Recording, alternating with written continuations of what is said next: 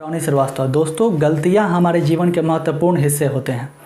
ऐसा कोई भी व्यक्ति नहीं होगा जो अपने जीवन में कभी ना कभी किसी न किसी गलती को नहीं किया होगा और वो भविष्य में भी बहुत सारी गलतियों को करेगा। इस बात की सिर्फ गुंजाइश ही नहीं बल्कि श्योरिटी है।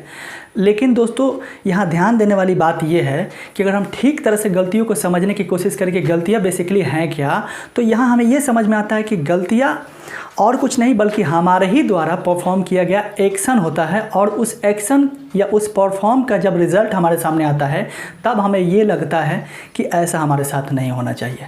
लेकिन दोस्तों, एक सवाल बना कि क्या बहुत सारे लोग बहुत से सफल व्यक्तियों से सीखकर या बहुत से अच्छे बुक्स को पढ़ करके या अपने तमाम एक्सपीरियंस से इस बात की गारंटी दे सकते हैं क्या कि अब मैं बहुत नॉलेजफुल हो गया हूँ, इसलिए अब मुझसे भविष्य में किसी प्रकार की कोई गलती नहीं होगी? नहीं, ये बात पूरी तरह से गलत है। तो जैसा कि मैंने बताया आपको, गलतियाँ तो कुछ और है ही नहीं बल्कि हमारे ही द्वारा परफॉर्म किए गए एक्शन के दो रिएक्शन होते हैं जिनको हम सही और गलत के रूप में परिभाषित कर सकते हैं। ठीक, तो लेकिन यहाँ पर निर्भर ये करता है कि अगर आपसे कुछ गलती हो गया है या आपने कोई गलती किया है तो उस गलती से आपको क्या कुछ सीखना है जिससे कि उस गलती को आप दोबारा दोहरा ना सकें। तो यहाँ पर इस वीडियो में मैं आपको 3 तरीके बताऊँगा जिसका ध्यान रख करके आप अपने द्वारा किए गए किसी भी गलती से बहुत कुछ सीख सकते हैं तथा भविष्य में उस गलती को दोहराने से बच सकते हैं।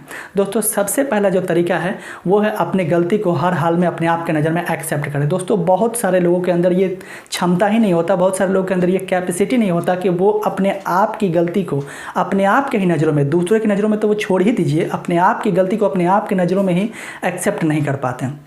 ये बहुत गलत तरीका है। जैसे ही आप अपनी गलती को एक्सेप्ट कर लेते हैं, आप यहीं से ग्रो करते हैं, यहीं से आप कुछ सीखते हैं, यहीं से आपको पता चलता है कि क्या कुछ गलतियां मैंने की है, तो उस गलतियों पर अपना एक प्रॉपर स्टैंड क्या है। और ये स्टैंड तब पता चलता है जब आपके द्वारा उस गलती को अपने आप के नज़र में एक्सेप्ट कर लिया जाता है। तो गलती को एक्सेप्ट करना हमारा सबसे पहला कदम होना चाहिए।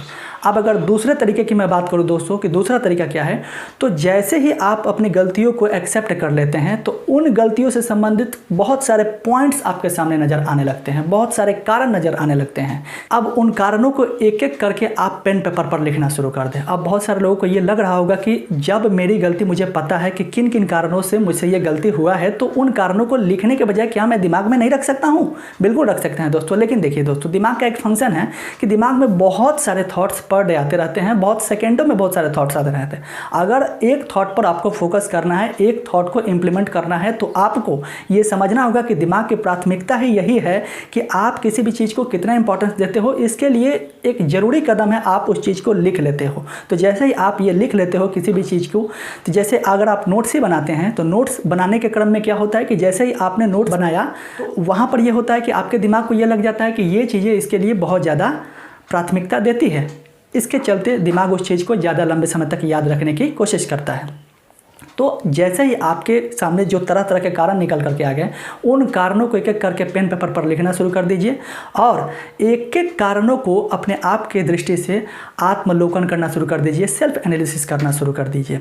अब दोस्तों, होगा ये इससे कि जैसे ही आप एक एक कारण को सेल्फ एनालिसिस करना शुरू करेंगे, अब आपको पूरी तरीके से जो गलती आपसे हुआ है उस गलती का रूपरेखा आपको नज़र आने लगेगा। अब देखिए दोस्तों, यहाँ पर आपको ये समझना होगा कि एक गलती के पीछे अगर कोई कारण होता है तो उसी कारण के पीछे बहुत सारे कारण और हो सकते हैं। इस बात को आप ऐसे समझिए, जैसा कि मैंने आपको बताया कि जितने भी सारे कारण निकल करके आए, 1 कारण, 2 कारण, 10 कारण, उन सभी कारणों को एक एक करके आप अपने पेन पेपर पर पेन डाउन करना शुरू करें। और उसके बाद आपको ये करना है कि एक एक कारणों को अपने आप के दृष्टिकोण से सेल्फ एनालिसिस करके ये जानने का प्रयास करें कि किस एक पॉइंट पर किस कारण की वजह से कितनी दिक्कतें हुई हैं मुझे और इस कारण को किस तरीके से दुरुस्त किया जा सकता है। अब तीसरे तरीके की बात करते हैं दोस्तों। तीसरा तरीका है कि गलतियों के प्रति आपका नज़रिया सही और सकारात्मक होना। अब दोस्तों, ये क्या है, इस चीज़ को समझाने के लिए मैं आपको एक उदाहरण देता हूँ। मान लीजिए एक बोर्ड एग्जाम का स्टूडेंट है जिसे पढ़ने के लिए 1 साल का समय मिला और वह करता क्या है कि वो किसी दिन पढ़ाई करता है, किसी दिन पढ़ाई नहीं करता है, किसी दिन 1 घंटे पढ़ाई करता है, किसी दिन 2 घंटे पढ़ाई करता है, किसी दिन 4 घंटे पढ़ाई करता है और किसी दिन बिल्कुल पढ़ाई नहीं करता है। अब होता क्या है कि जैसे तैसे एग्जामिनेशन के डेट आते जाते हैं और महज 1 मंथ का समय बच जाता है, 1 महीने का समय बच जाता है उस बोर्ड एग्जामिनेशन का जो स्टूडेंट था उसके एग्जामिनेशन से। लेकिन जब वो अपने आप को देखता है कि तैयारी के दृष्टिकोण से मैं कहाँ तक पहुँचा हूँ, तब उसे ये लगता है कि जितनी तैयारियाँ मुझे करनी थी और जितनी तैयारियाँ अब तक हो जानी थी उसके 1/4 भी अब तक तैयारी नहीं हो पाई है।